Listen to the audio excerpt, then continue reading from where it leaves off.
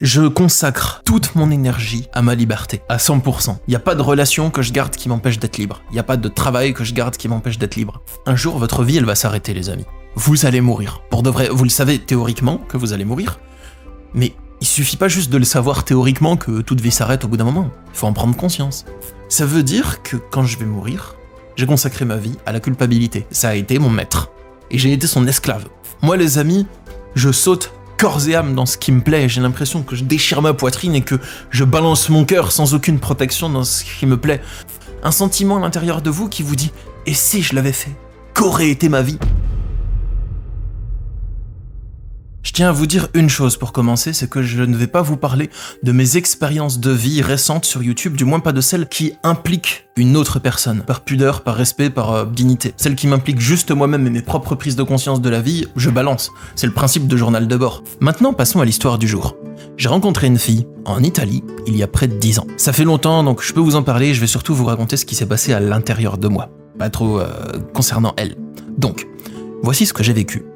J'étais avec un de mes meilleurs amis, on est allé en Italie. On devait aider à l'organisation d'un festival de musique qui était super cool. On était hébergés, nourris, franchement c'était trop stylé, voyage dans le sud de l'Italie, gratuit, enfin c'était trop cool.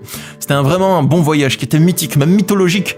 Avec mon ami en question, à chaque fois qu'on se voit, on se partage des anecdotes de ce voyage. Ah ouais, tu te souviens quand on a fait ça et tout. Et quand on a rencontré les deux mecs qui transportaient un cadavre dans le bus, là bon bref.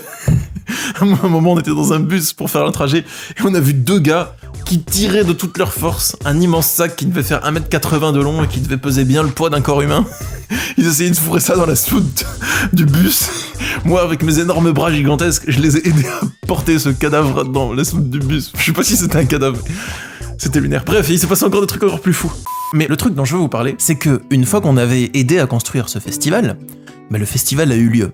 Nous, on a fait la sécurité à l'entrée. On a aussi eu des pauses. Et pendant une de ces pauses, on a discuté avec des gens qui étaient sur place. Il y avait un mec qui avait des tatouages alchimiques sur son bras. C'était super intéressant de parler avec lui. Et il y avait une fille. Une fille que j'ai rencontrée. Et je lui ai discuté avec elle. On s'est regardé dans les yeux pendant longtemps. J'étais un peu dans un délire perché spiritualité. À ce moment, je vivais vraiment une montée de Kundalini super intense. Tous mes chakras étaient ouverts, mais dans n'importe quel sens. En fait, voilà, j'étais en mode prise de conscience à fond. J'enlevais des couches de mon esprit. Enfin bon, bref, c'était ce genre de mood-là. C'est quand on a le spirituality bang dans la tête, qu'on découvre tout ça, que l'esprit est ouvert de partout et qu'ensuite il faut se stabiliser et redescendre du nuage dans lequel on a été perché. Moi, j'étais au sommet de ma perchance à ce moment-là. Bon, bref, il s'est passé ça. On s'est juste regardé dans les yeux. Je crois qu'on s'est peut-être touché la main, c'est tout, mais il y a rien de plus. J'ai pris son Facebook, parce qu'à ce moment-là, on n'avait pas Instagram, tout ça, on avait juste Facebook. Ah ouais, c'était la bonne époque. À l'ancienne. J'ai pris son Facebook, et on est resté en contact pendant les quelques jours où j'étais encore en Italie. On a parlé vite fait, très peu. Je lui ai dit que j'allais partir. Je lui ai dit à quelle heure partait mon bus et dans quelle ville. On devait partir de Milan pour arriver jusqu'à Strasbourg. Et la veille, mon ami et moi, on reçoit un message qui nous dit que la compagnie de bus a annulé notre voyage et que le prochain bus est dans 72 heures. Hors de question qu'on reste 72 heures perché à Napoli, comme ça, payer une chambre d'hôtel, c'est super cher et tout, on était en galère, on devait rentrer, on avait réservé nos bus pour le retour, bref, il fallait qu'on trouve une solution. Donc ce qu'on a fait, c'est qu'on a cherché plein de solutions, on a essayé l'idée de faire du stop, que j'avais trouvé, parce que je me suis dit, attends, mais dans mon sac, j'ai un morceau de carton et j'ai un marqueur, c'est un signe, ça veut dire qu'on doit faire du stop. Bah oui, parce qu'avec un carton et un marqueur, on peut marquer Strasbourg et attendre les voitures. Mais bon, mon pote il a dit non, c'est trop galère, c'est trop compliqué, on va pas le faire. Je lui dis mais mec, t'as le permis, on peut se louer une voiture. Mais cet ami en question, c'est l'ami qui a le permis, mais qui l'a pas utilisé depuis tellement longtemps que il a pas envie que je monte dans une voiture avec lui pour ma propre sécurité en fait. Du coup, ce qu'on a fait, c'est qu'on a fini par réserver un autre bus, puis un avion, et j'ai fait mon baptême de l'air à ce moment-là, je crois j'avais, 22 ans, un truc comme ça. Et cet autre bus, il partait de Rome cette fois-ci, pas de Milan. Et il se trouve que la fille que j'avais rencontrée, elle pouvait pas venir me voir à la gare de Milan avant que je reparte. Ça aurait été juste la deuxième fois de ma vie que j'allais la voir, mais elle pouvait venir à Rome. Et grâce à la compagnie de bus qui a annulé notre trajet et au fait qu'on ait dû se démerder à prendre un autre bus, il y avait à ce moment-là une possibilité de la revoir. Peut-être. Elle a dit qu'à Rome, c'est jouable. Elle peut peut-être y arriver. Alors, on est arrivé jusqu'à la gare de Rome, on a attendu le bus un temps fou. Le bus était en retard, on attendait, on paniquait, on se disait mais est-ce qu'il va vraiment venir ce bus? Parce que, je sais pas, on était dans un environnement inconnu, c'était un bus douteux, réservé sur un site douteux. On attend, le bus il est en retard, il y a le chauffeur, il me dit vous inquiétez pas, le bus il va venir. dans un quart d'heure il vient pas, 45 minutes, on a attendu 1 heure. 1 heure après, le bus il vient. Moi, j'arrive à me connecter parce que le bus il est venu au wifi du bus. J'avais pas de réseau à l'étranger à ce moment-là, il y a 10 ans comme ça. Et elle me dit qu'elle est en route. Le bus il va démarrer et il y a des gens qui tardent à monter dedans. Et elle arrive pile au dernier moment. À ce moment-là, on s'est vu, je suis ressorti du bus, j'ai demandé au chauffeur de m'attendre, il m'a pressé, il a dit ouais mais dépêche, on va partir et tout. Ouais, ça va mec, ça va. Je vais attendre 2 minutes, il y a 1 heure de retard, ça va. Donc je suis descendu du bus, elle est venue, et là on s'est embrassés. Si je vous raconte ça, c'est surtout parce que peu de temps après, je me suis marié avec une personne. C'était bien il y a longtemps aussi, hein, vous l'avez compris. Et quand j'étais marié avec cette personne, je me surprenais à repenser au passé et à me dire et si j'étais resté en contact avec cette fille que j'avais vue en Italie et que j'avais tenté quelque chose avec elle au lieu de me marier avec la nouvelle personne. Si j'avais tenté une relation avec elle au lieu de commencer une relation avec la nouvelle personne, tout simplement, qu'aurait été ma vie? Et je me mettais à convoiter un peu, à fantasmer cette vie-là, vite fait, pas tout le temps, mais de temps en temps ça pouvait me traverser l'esprit. Et j'ai compris plus tard pourquoi ça m'arrivait, pourquoi ça me traversait l'esprit ça. C'est parce que cette fille que j'ai rencontrée en Italie, en vrai c'est pas ça qui est important. C'est surtout qu'elle symbolisait pour moi la liberté. Parce que je l'avais rencontrée à un moment où je me sentais pleinement libre, où j'étais pleinement aligné sur mon chemin de vie, où j'étais heureux, où j'étais avec mon pote, on était en voyage, en liberté, en expansion. Et c'est pas juste le fait de faire un voyage, c'est pas juste le fait que le voyage me trompait ma perception des choses. Parce que des fois en voyage on se sent exprès plus libre, c'est juste qu'à ce moment dans ma vie, j'étais aligné sur ma vie, j'étais aligné sur mon axe personnel. Du mieux que je le pouvais en tout cas, mais voilà, les possibilités m'étaient ouvertes, je me sentais plutôt libre. En plus c'était une période où j'étais totalement en train d'explorer ma liberté personnelle, genre je marchais pieds nus tout le temps dans la rue, ça a pas duré longtemps, rassurez-vous. Parce que dans le métro à Marseille, pieds nus, tout le monde m'a de bête, hein. À Strasbourg aussi, j'étais au kebab pieds nus, je me rappelle. Oh mon dieu. Bon, il fallait que j'explore ça dans ma vie, hein. Il le fallait. Quand j'étais marié avec elle, donc, il y avait un sentiment horrible à vivre qui me traversait. Je me disais, et si j'avais vécu libre, ma vie aurait été bien. Mais maintenant, c'est fini. Et c'est comme si j'étais en train de faire le deuil de ma liberté et de ma vie. On ne doit pas faire ça dans une relation amoureuse, normalement. Une relation amoureuse, c'est pas ça. C'est pas une relation où on fait le deuil de sa liberté. Au contraire, si on est vraiment amoureux de la personne, notre liberté nous conduit dans cette relation. Et on se dit, je suis heureux d'être avec elle, je me sens libre, je me sens bien avec cette personne. Ça, c'est une relation saine. Moi, c'était pas le cas. J'avais l'impression qu'en restant dans cette relation, je faisais le deuil de tout ce que j'aurais pu faire de cool, d'heureux, de joyeux, d'épanouissant, de libre dans ma vie. Et ce que je veux vous dire, c'est que maintenant, les amis, ma vie, elle a totalement changé. Ça a rien à voir avec ça. Donc ce dont je vous parle, c'est pas pour faire un clin d'œil ou une pique ou un truc comme ça que j'aurais vécu récemment, ça a rien à voir. C'est pour vous raconter justement que maintenant dans ma vie, je consacre toute mon énergie à ma liberté. À 100%. 100%. Il n'y a pas de relation que je garde qui m'empêche d'être libre. Il n'y a pas de travail que je garde qui m'empêche d'être libre. Je me lève le matin et je consacre toute mon énergie aux meilleures idées de mes projets professionnels que j'ai. Donc là, pour l'instant, c'est mes livres. Je me suis même surpris récemment à me dire « Oh, j'ai encore eu une idée de roman qui m'est venue dans la tête, j'ai tout noté. » Et je me suis dit « J'aimerais tellement vivre suffisamment longtemps pour créer toutes mes idées de roman. » Je me suis surpris à dire ça, c'est que j'ai vraiment envie de les réaliser. Un peu comme un parent qui se dit « J'aimerais tellement vivre suffisamment longtemps pour voir mon enfant devenir un adulte. » C'est un peu le même genre de choses, ça veut dire qu'on le fait vraiment avec le cœur, que c'est ça qu'on veut dans notre cœur. Le principe que je veux vous partager aujourd'hui, et que j'ai déjà commencé à vous partager durant toute la première partie de cette vidéo, c'est un jour votre vie elle va s'arrêter les amis. Vous allez mourir. Pour de vrai, vous le savez théoriquement que vous allez mourir, mais il suffit pas juste de le savoir théoriquement que toute vie s'arrête au bout d'un moment. Il faut en prendre conscience. Un jour ça s'arrête. Un jour c'est fini. Ce jour c'est peut-être demain, c'est peut-être dans 100 ans, je ne sais pas. Un jour ça s'arrête. Du coup, qu'est-ce qu'on veut avoir vécu en attendant? Toute cette simulation elle s'arrête. Ça veut dire, si je reste dans une relation, par exemple, parce que c'est des choses qui arrivent souvent, qui ne me plairaient pas, et dans laquelle je me sens enfermé, à côté de mes pompes, que je sens que je passe à côté de mon existence, juste par culpabilité, par exemple, ça veut dire que quand je vais mourir, j'ai consacré ma vie à la culpabilité. Ça a été mon maître. Et j'ai été son esclave de la culpabilité. Si je reste dans un emploi toute ma vie par peur de ne rien trouver d'autre, alors que cet emploi, c'est horrible, je suis mort dedans, mais je continue à traîner mon cadavre tous les matins dedans, Ça veut dire que la peur est mon maître, et je suis son esclave durant toute ma vie. C'est hors de question que je vive ça. Moi, les amis, je saute corps et âme dans ce qui me plaît, j'ai l'impression que je déchire ma poitrine et que je balance mon cœur sans aucune protection dans ce qui me plaît. Ça veut pas dire que je vais me faire du mal, ça veut juste dire que je laisse rayonner mon éclat solaire et je le laisse me guider vers les choses qui m'animent. Là, je suis en train d'écrire mes romans. Je suis pas payé pour les faire, je gagne pas un rond lorsque j'écris mes romans.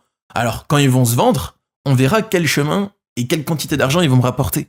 Mais pour l'instant, j'écris et il n'y a pas de rentrée. Ça fait depuis août que je suis là-dessus. Alors je fais des consultations, bien entendu. J'ai les revenus des consultations, de YouTube, des packs de coaching que je peux vendre sur mon site. Il faut que j'écrive ce livre. J'aime faire des consultations avec vous, j'aime tourner des vidéos sur Journal de bord, je le fais toujours, j'adore toujours ça. Mais je sens qu'en plus de ça, j'ai une mission. Cette mission, c'est d'écrire mon livre.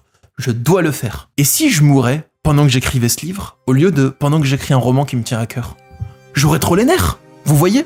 Si je consacre les 6 prochains mois de ma vie à écrire un livre qui va bien se vendre parce que c'est une bonne niche, mais que le livre ne me parle pas, ben j'aurais pu, à la place, écrire pendant 6 mois un roman, et que même si je meurs au bout de ces 6 mois, ce roman, je peux le transmettre au monde et il va transmettre des histoires, une valeur, des émotions, des personnages.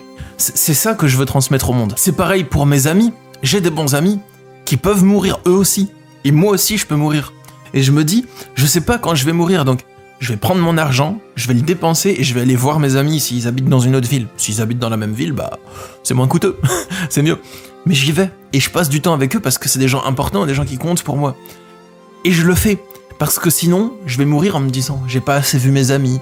J'aurais dû, au lieu de faire que travailler, voir mes amis. J'aurais dû, au lieu d'être enfermé dans une relation de couple qui ne me rend pas du tout heureux, quitter cette relation et vivre célibataire, ou aller retrouver mon amour de jeunesse, ou je sais pas quoi. Enfin, ça me concerne pas personnellement, mais je sais que c'est des choses que beaucoup de gens se disent. Ou bien, encore, il faut communiquer. Il faut oser parler. Si on aime quelqu'un, c'est important de lui dire. Sinon, vous allez faire quoi ? Vous allez crever. Sur votre lit de mort, vous allez vous dire... Et si j'avais déclaré mon amour et ma flamme à cette personne, mais je ne l'ai pas fait parce que j'avais peur de son rejet. Et maintenant, je suis mort et c'est trop tard. Eh ben non, il faut pas ça. Et même, imaginez où il y a une personne que vous aimez, et vous lui déclarez pas votre flamme parce que vous avez peur du rejet, ou parce que vous avez peur de la déranger, ou parce que vous avez peur que ce soit trop tard, ou que je ne sais quoi. Mais si vous attendez encore, cette personne, elle va se marier avec quelqu'un d'autre, et vous allez regarder un autre homme ou une autre femme mener votre vie avec cette personne. Vous voyez les amis, ce sera sa vie parce que cette personne a eu les couilles de déclarer son amour. Ça, c'est des choses qui sont importantes. Il faut déclarer son amour à l'être aimé et peut-être que ça va marcher et que vous allez être heureux toute votre vie avec. Et du coup, vous serez fiers de vous. Et peut-être que ça va pas marcher et que cette personne, elle va vous rejeter, mais vous serez fiers de vous aussi. Et pourquoi ? Parce que vous l'aurez fait. Et grâce à ça, vous savez que c'est pas possible et vous pouvez éliminer ça de votre esprit. Vous allez plus vivre avec un sentiment à l'intérieur de vous qui vous dit « Et si je l'avais fait ? Qu'aurait été ma vie ?» Vous le savez, vous l'avez fait, vous vous êtes mangé un rejet, c'est bien, hop, on passe à autre chose. Vous l'avez fait, c'est très bien.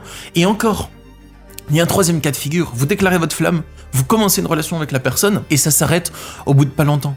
Au moins, vous l'avez essayé, et ça vous fait mal, si ça s'arrête et que vous étiez amoureux.